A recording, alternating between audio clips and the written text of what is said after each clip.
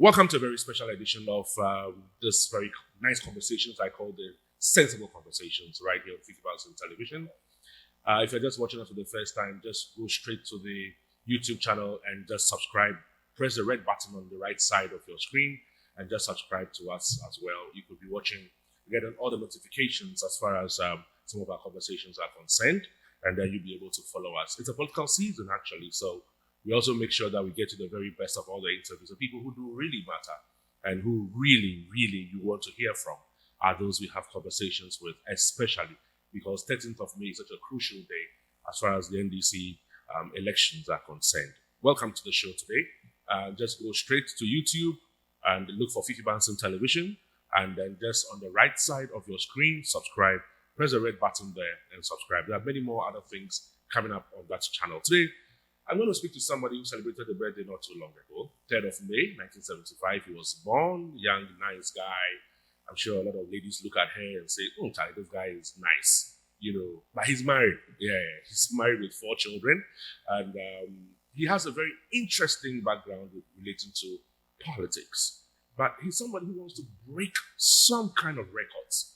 And he's my very special guest in the studio today on Fifi Banson Television. Adamu Ramadan is my guest. He's running for Adenta. Good to see you. Good to see you too. And we haven't met in a very long while. Exactly. We met those days when you were on the aircraft, and you descended into politics, But let's go a bit into it. Sure. You have a very interesting background with regards to family. Yes. Your family's members are all in politics. Yes. Is that what encouraged you to get into it? Well, I think that some way, somehow, what you grow up to see your parents do sort of has an influence on you. Mm. We grew up knowing our father being in politics, so it sort of affected all of us. Mm. I'm sure that's why all of us are in, most of us are in politics. Right. Not all of us. One of my brothers is he's apolitical. He's a lieutenant colonel in the army. So Okay. he's apolitical. But Where does he vote? well, I don't know. He looks at your father, PNC. He Yes, looks at you, NDC. He looks at your other brother, who also used to be PNC. Yeah. He looks at your sister, who is NPP. Yeah. So where does your brother, who keeps neutrality, where does he vote? Well, I don't know. I'd have to find out. I'd have to find out. Congratulations, and then happy belated birthday to you. Thank you very much. And you have 4 lovely kids. Yes. I've been married for the past 22 years. So my first is 20 years. Wow. Yeah. Wow. You don't look it. Well, I try. How do you relate to your sister? We have a very cordial relationship, actually. I mean, there's life, there's politics, there's family. Yeah. And when we meet with family, we're family. We hardly talk politics. Mm. We hardly talk politics. So when you see your brother-in-law, campaigning against your candidature, or perhaps against your NDC candidate, when you get back to him and you meet him one-on-one, what do you tell him? I mean, he's doing his job. If anytime I'm on the platform and I also say that they should vote for John Mahama, indirectly, I'm also saying they shouldn't vote for him. So I'm sure he understands, and just like I do. And I'm sure all of you understand that it's a political game. I believe so. No hard feelings. I know. One thing I don't do is that I don't insult. So Yeah. I would criticize when I have to, but I won't insult. So if he said something or done something that's wrong, I mean, I can talk about it. Yeah. For as long as I'm dealing with substance. Mm. Yeah. So he's fine. That constituency is a very difficult constituency. 1994, the constituency was created. 2004. 2004, the constituency was created. And since 2004, it hasn't maintained any particular candidate. MPP won the first time. NDC came to win again. MPP won again. And then you came to snatch the seat again in 2020. 2024, you're looking at probably retaining that seat. Why must Adenta vote for you again? Well, I believe that so let me go back in time a bit. This constituency was created in 2004 out of the Ashaman constituency. And since then, yes, for every elections, we have had different members of parliament. So I'm the 5th member of parliament for the 5th elections. But it's something that people have really not updated their minds to. Anytime MPP has won the seat, they won it marginally. Anytime NDC has won, we fairly won it comfortably. So in 2004, Opare Hamando was the MP. He won by less than 1,000 votes. Edward Harry won it in 2008. He won by in excess of 3,000. Ashmore won in 2012. He won with an excess of 4,000. Yabuabian Samoa beat me in 2016 by a margin of 1,364. I go back in 2020 and beat him by in excess of 14,000. I mean, so clearly, this is a seat that, looking at the numbers, favor NDC more than the MPP. I think the reason why no party has won it, no individual has gone a second term, has largely to do with our internal primaries. So if you look between 2008 and 2012, NDC won it back to back. Yeah, but it was a different candidate. Different candidates. Yeah. So in NDC, since 2004, we've always had different candidates for every election until 2016, when I contested and lost. Unfortunately, I won it again in 2020. So I believe that the same way I happened to be the first parliamentary candidate on the ticket of NDC to get re-elected as a parliamentary candidate in 2020. I believe that for the first time, they would do same for their member of parliament, because NDC has never given its member of parliament an opportunity to contest in the next election. Right. But MPP has always done that for anybody who has won the seat for them. So I'm confident that this time around, May 13th, the sitting member of parliament on the side on the ticket of NDC would get re-elected, and then would go on to win the general elections. You've done quite some considerable jobs in your constituency. But even in the party, as NDC as a party, you've dug some good deep roots, because you became a presidential staffer. You were the office of the president, and then you moved into the Parliament House. Now, one of the things that a lot of people find strange is people get into politics for all sorts of reasons and motives. You refuse to buy a 4-wheel drive and rather use the money to buy a grader. Why? Well, okay, so anybody who is elected as member of parliament, once you get to parliament, you're given a car loan to aid your job as a member of parliament. I mean, yes, clearly some of my colleagues needed it. But fortunately, even before I became a member of parliament, well, I was doing relatively okay. I have not one or two vehicles. So it really wasn't something I needed very much. And then, so I looked back, I said, what is it that I could use this money for that would benefit everybody instead of just myself? And then I came to a realization that members of parliament don't do roads, but MPs are punished for roads that have not been done. And because a lot of the members of parliament promise people, you buy a better coin. A coin winner saying, you buy a better. Then they come back later to tell you, MP near coin. MP near coin. That's true. That's true. So I decided, I said to myself that, okay, if you know my constituency properly, we have a lot of untarred roads in the constituency, very bumpy. I also happen to be the first member of parliament whose party is not in power. So obviously I knew it was going to be a lot more difficult than if my party was in power. So I decided that, okay, why not? Let me use this money to acquire a grader for the constituency, so that at least I can give the people some kind of temporary relief, let the roads be done, whilst we try and lobby governments to come and fix the road for us. So far, so good. The grader is doing quite some decent job in the country. I deliberately drove through House and Down. I used to live in House and Down back in the day. So I drove through House and Down, and I saw almost all the roads there graded, at that time. And I was wondering, so indeed, with that kind of, gesture, how easy will it be for you to run through this election? I'll be honest with you, Fifi, I'm very confident. I've seen 2 surveys that has been done, and it clearly says that if Ramadan is the NDC candidate for the 2024 elections, he's most likely would win the seat comfortably. I mean, I'm sure almost all the resident associations have engaged. One of the things I did as member of parliament when I first became MP was to write to all the resident associations that I wanted to come and meet with them as their MP, to listen to them at first and what their challenges were. So we'll see how we can collectively fulfill. And every association I've engaged, when I tell them that this is what I've used my car loan for, I mean, they're all so impressed. I mean, they've said to me that they've seen a selfless person serving them, and I am sure they would reward me at the right time. The road are not being plied by only MDC people, by both NDC and MPP, CPP, everybody. And What are the delegates telling you? they are telling me that Ramadan to us. I mean, of course, it's a contest. There are two other people who are also contesting. Yeah, they would have their support base, but I'm very confident.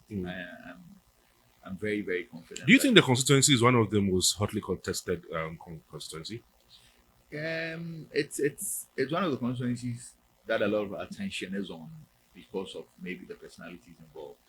Yeah, but I'm very confident that come next week, Saturday, May 13th, maybe by 7 o'clock, everybody will see their smoothness. Yeah. And Ramadan will be the winner of the contest. I'm very confident. Is it a done deal for you if you win the primaries to probably win the general election? I believe so. I mean, so I've engaged people.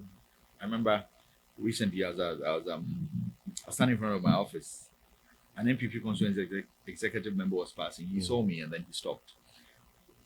So he came, he engaged me a bit. We had a chat, and then when he was leaving, he said, "Ramadan, I'm just coming to fool." And then I said, "Nah, well, opposition, and also just how we MP. I'm just coming to fool." When I gave it to him, the first thing he said to me was, "So we be any?" And then I said, "Be any?" I said, "Ramadan, be any?" Mijina, when you say be MPP, and so we do any meeting come. Maybe say was cancelled. Where is Kadiaman? I said, "Nipa say, oh yeah, campaign it's yana a thing." As a party, Empire Airborne is a one gaza go best sound because almost nobody bed near mine. I mean, so it appears to be the general feeling on the ground. Where is this thing coming from? Your dexterity in language? Maybe okay. So I grew up in La Paz. La Paz obviously is a mixed area. Nasant was also. I've been in and out of Ashalboche too a bit, so I speak the Ghana.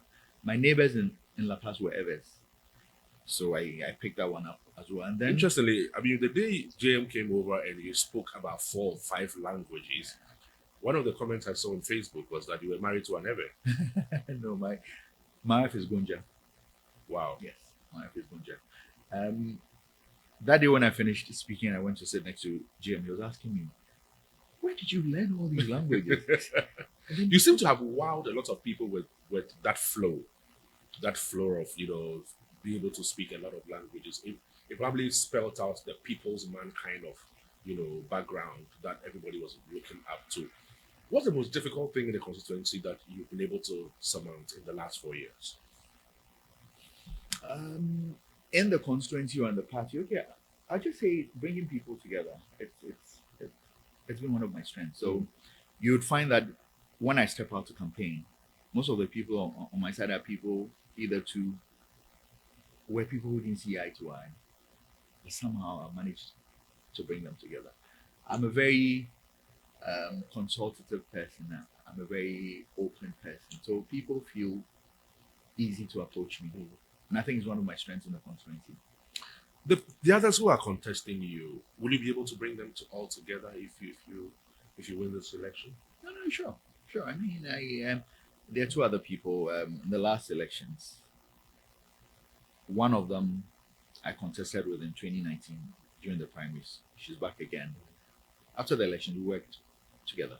I mean, that person has nothing to lose, really. So if, as a victor, if you don't engage them, they just sit back and watch you. Is it your personality that is making it possible? Maybe you're not rubbing it in their faces. Yeah. I mean, so you never find me openly jubilating when I win an election. So even on the day of primaries, I didn't go jumping, throwing my hands in the air that I won. I was a bit more emotional that day because I felt that it had never happened. The party had shown me true love because I had seen a lot of people openly influencing people. So that day, for instance, there was an elderly woman who was walking in to vote, and then I said hello to her in Ghana. When she responded back to me, she said to me that Ramadan Kayotri. So Ramadan Kayotri. No for one of it. Kengmen and Ophelia Shkap, my fakini. Iya Hishka, she vote now. And so I saw people who had genuinely come out to show me love. And on the basis of that, I always returned fact, I'd love to. Would you have loved to go unopposed? It would have helped the narrative. It would have helped me in the general election because then it would have said that collectively the party believes that he has done very well, so we're going for him. But be that as it may, when you also go into an election people consider difficult and you come out as a victor, it also strengthens you. It tells people that you're solid on the ground. So, any which way, I'm hopeful that I'll win on Thursday, God willing. Do you have GM's support? He's my father. He's my father. He's our father. Yeah. I am sure, given what he saw that day, anybody would want Ramadan to win. Given what he saw that day. Sure. The party itself, and this as a party, how has the party positioned itself? Because if you look at the current happenings in our political sphere, there are a lot of things going on in terms of economic hardships and all of that. How's the NDC party itself positioning itself for the general elections coming up in 2024? Well, I think 2024 is going to be a very, very tall order for the MPP. A lot of things are going to go against them. So, number one, we have the 8-year cycle thing that's coming up. Number two, you want to break the 8. It's easy to say it. It's easy to say it. And your brother-in-law wants to break the 8. Well, there's no harm in trying. It's easy to say, but if one thing that I would want our party to really champion in the 2024 elections is a slogan that Kufuor used in 2000. Tell people who are sitting in to I mean, if you're better off today, then vote for MPP. But if 8 years ago, a gallon of fuel was 14 Ghana cedis, and we were shouting on the top of our heads that it was so expensive, and today you're having to buy that for a liter. I mean, clearly, any was sitting in money. You get it. So your disposable income has gone down considerably. Yeah. I mean, so if was sitting at Tuaba, I am very sure that NDC would not even have to campaign. Are you going to be basing your electoral fortunes on the so-called misfortunes of the MPP? We won't be basing it on it, but that's also a factor. I mean, for every election, the economy is key. For every election, things that happen around you are key. Yeah. And so in an election where most likely things are, of course, things don't look good. There are people who are struggling to make ends meet today. There are people who, so 8 years ago, if I gave somebody 20 cedis, it meant a lot more then than it does today. Absolutely. I mean, so clearly, if there's somebody who was earning, say, 1,000 Ghana cedis 8 years ago, he would probably, exchange rate then was around 3 point something. So that works out to be something in the range of $30. Yeah. Today, that 1,000 Ghana cedis is not even up to $10. I mean, clearly, things are difficult. Yeah. If there's an inward in this country who doesn't feel the difficulty, then the person is part of government. But you are relatively comfortable. In Parliament, your first 4 years in Parliament, your experiences in Parliament, at the NDC came under a barrage of attacks for some of the things that they did in Parliament. Some say you cannot completely absorb yourself from the economic hardships or woes that Ghana finds itself in now. Because in Parliament, you guys approve of these loans and these facilities that do come. What do you say to people like that? You see, what has happened to the 137 members of Parliament in the 8th Parliament of NDC is akin to a musician whose very first track or first song or first album has topped all charts. For that musician, if he plays a second song, even if the song is very good, but it doesn't top the charts, people would say it's flopped. Yeah. It's the same. So on the night of 7th January, when we went into Parliament and we succeeded in electing Speaker of Parliament for the first time, it made our followers feel that then in this Parliament we can achieve anything and everything we wanted. Forgetting that Speaker Bagwin didn't win with 137 votes. He won with 138 with one spoiled ballot. So assuming that small ballot was from an NDC person, what it meant was that 2 people from MPP voted for Bagby. Yeah. Assuming that small ballot is from an MPP person, it means 1 extra person who voted for Bagby. So anytime something comes on the floor of Parliament, if we don't have the support of MPP, we can't get it done. And of course, I mean, after what had happened on the 7th, I'm sure they went back, did their homework well. So they appear to be a bit more determined to right the wrongs they did on the night of the 7th. Yeah. That's how come sometimes when things come to Parliament, our members don't get it the way we want. And sometimes when things are said like, okay, we would reject, if you use words like reject, what it means is that you have the capacity to stop it. Yeah. But we don't. I mean, we can say we don't want to be part of it. That way we could walk out, we could leave them to do it. But so I think that it's just the fact that we're able to elect a speaker. So most of our people feel that more expectations. Exactly. Let me zoom you back into your constituency. Sure. If somebody should ask you, okay, we've talked about the greater issue, other things that you've done in the constituency, if we're listing some of the positives in the constituency, what have you done?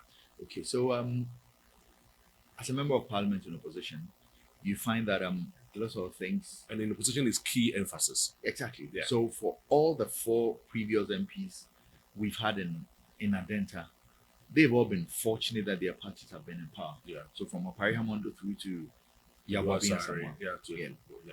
Exactly. But so I'm the first member of Parliament who is in opposition, whose party is not in government. So of course it's going to make things a bit difficult. But as an MP, one of the tools available to you is to ask questions and elicit answers from ministers of state of challenges. If you know Adenta properly, there's this place around the Shallow train between Sraha and Ogojo. Yeah.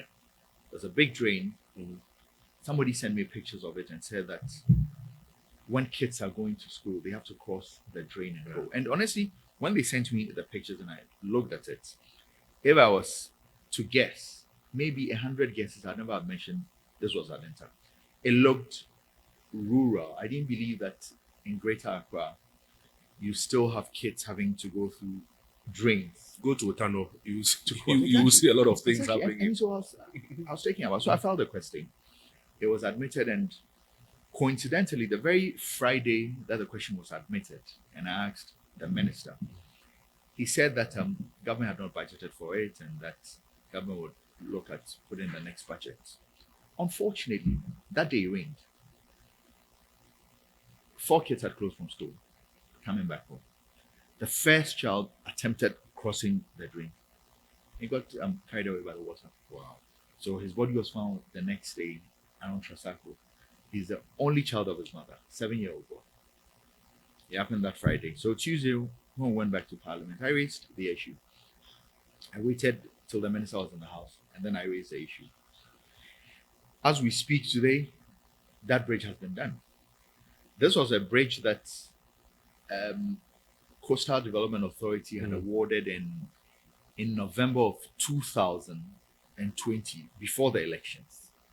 And it was to last for 6 months. I filed my question in November of 2021, 1 year on. There was no sign of the contractor. But once I filed the question, once the minister came to respond, by March, the bridge was done. It's been done now. On my own, as member of Parliament, I'm putting up a chip compound in Fafaha. Then I'm doing another one too in Amahia Zongo. Then I'm doing a community library, a school library for Niso Wadin. It's at Shalgotree School Junction. Yeah. I'm doing another one at Adenta Community School, and then another one at Amahia Zongo as well. So these are some of the things that I'm doing. So fairly, even though it's difficult to be an MP in opposition, I'm sure that the people are seeing the level of sacrifice I'm putting in. Moving forward, what do you recognize as the needs now in Adenta? So going around campaigning, one major challenge for us in the constituency has to do with our roads, our road networks. And then security issue as well.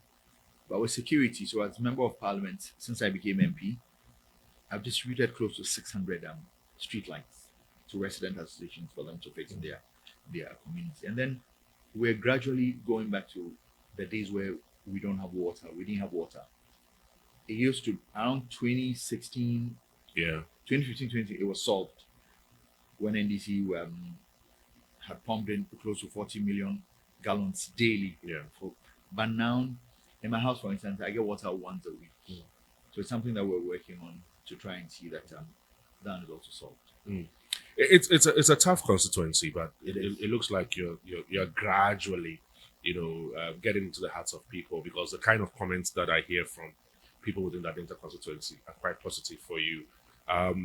Should you win, I'm sure you've met delegates, you've had conversations with delegates and all of that. What is the one promise that you've made to them that you will do should you be retained?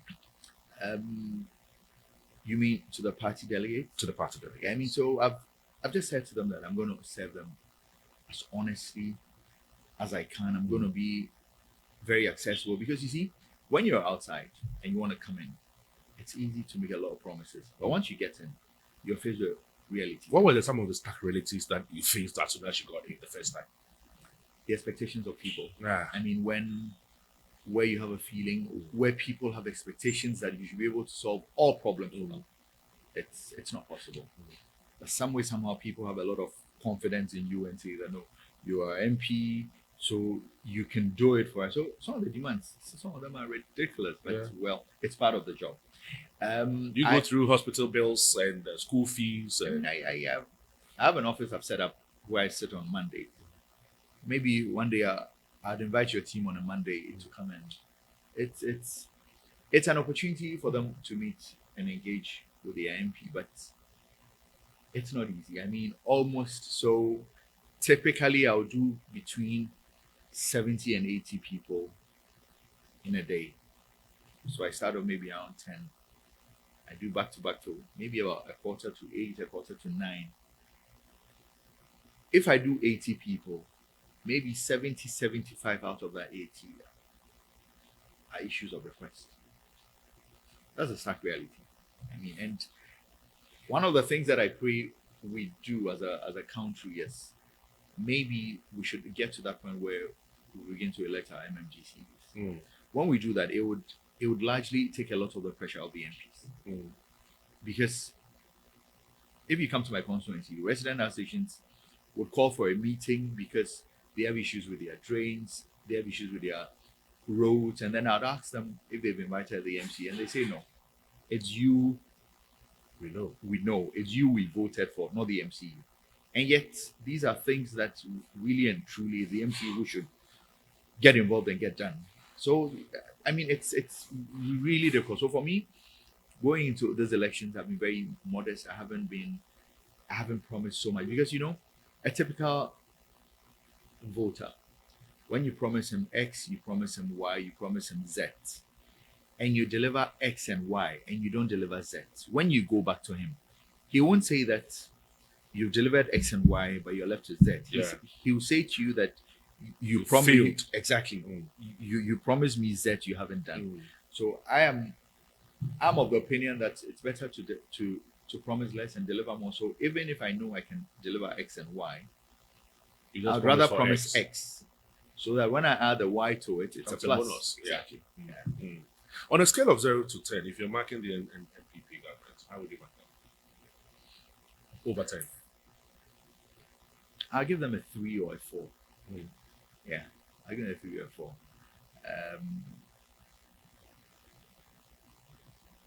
Things are difficult. I didn't expect us to go back to the IMF. If I also think that even if we were going to go, I think we went in too late. Maybe if we had gone in a lot earlier than we did as a country, things would not have been this bad. So lack of correct judgment. We had the finance minister say several times, not once, not twice, that we were not going to go. He was we are a sovereign country. Exactly. He was very emphatic. So what changed? I mean, so I'll give him a 3 or 4. I won't give them a zero, of course. I mean, they've tried, they're doing something, but if I'm measuring them, 3 to 4. What are James' chances finally before we go?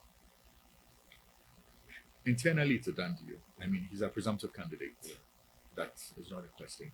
You mentioned that Adenta was going to give Jeremy 100%. Yes, I and my father are one. I won. And I'm very confident about that. Adenta, we will deliver like we did the last time. Nationally, his chances are good. One advantage we have in GM as our candidate is that what are they going to say new against him? Everything that could be said has already been said. Yeah. I mean, so Ghanaians know him for who he is. Ghanaians have seen what he did when he was president. And really and truly, in the next elections, like he said, it's going to be experience over experiment. So whoever MPP is presenting is going to be an experiment. GM would have been an experience, but he would have been a tried and tested person. When he said to Nanado, when he was campaigning, that you've not been president before, so I can appreciate when you talk like this, because you've not been there. Yeah. You don't know how it is like. Yeah. People didn't know what he was saying, Yeah. but today everybody has seen it. I dare say that if Nanado had not been president and he passed away, we would always as a country have said that if this man had been president, he would have changed Ghana for good. The president we never had. Exactly, because he said all the right things in opposition. Everything he said was on point.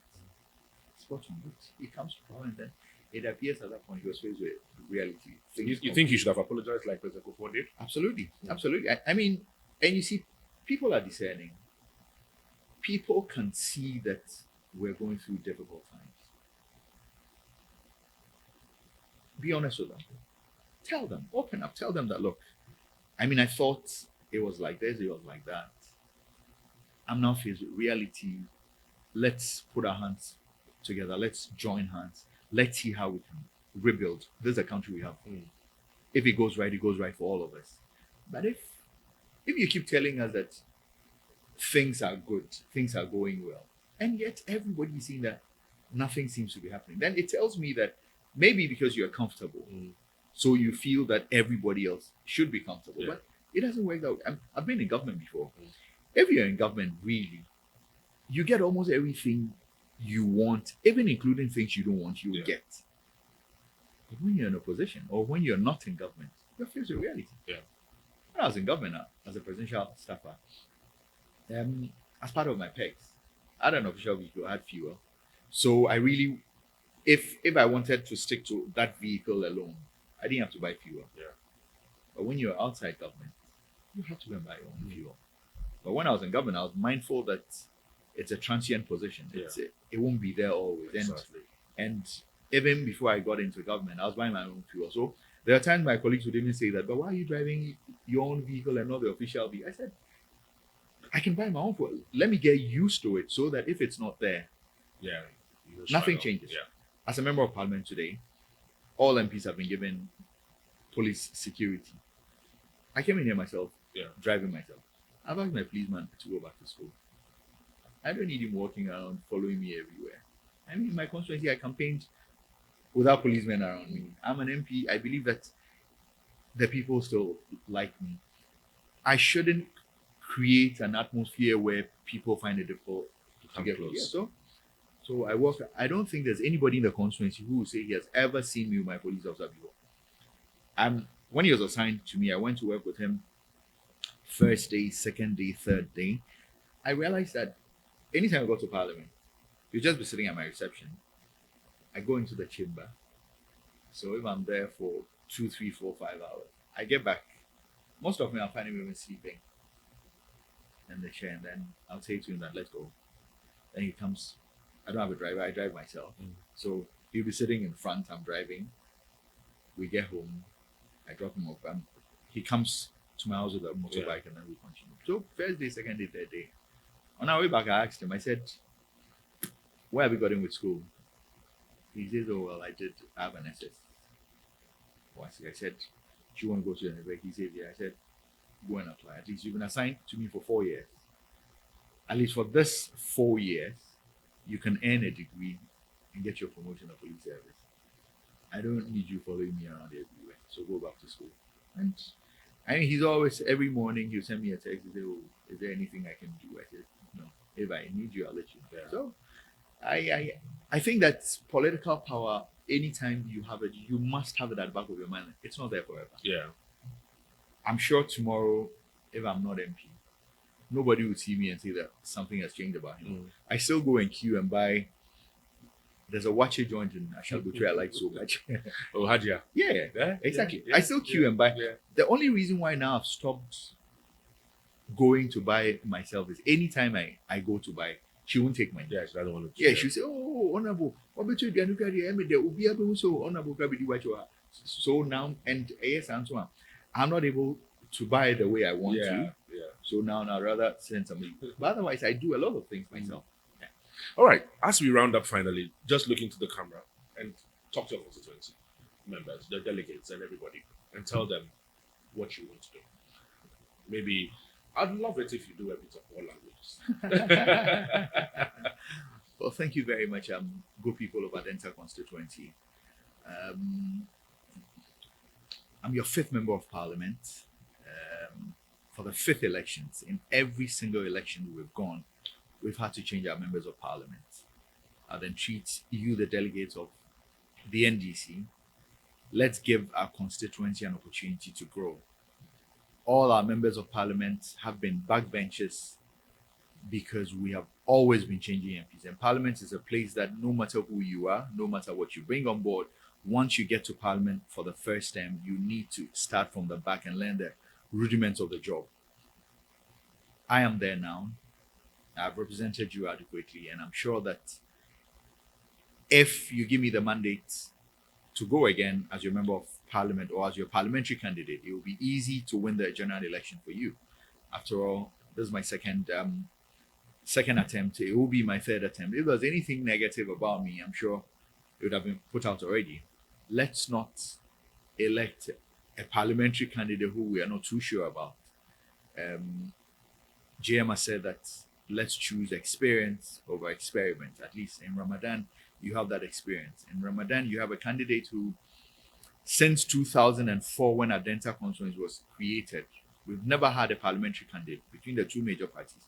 We've never had a parliamentary candidate who's garnered more votes than his presidential candidate. Ramadan did it in 2016, and he did it again in 2020. It tells you that you have a candidate who has a cross appeal. People like him from both sides.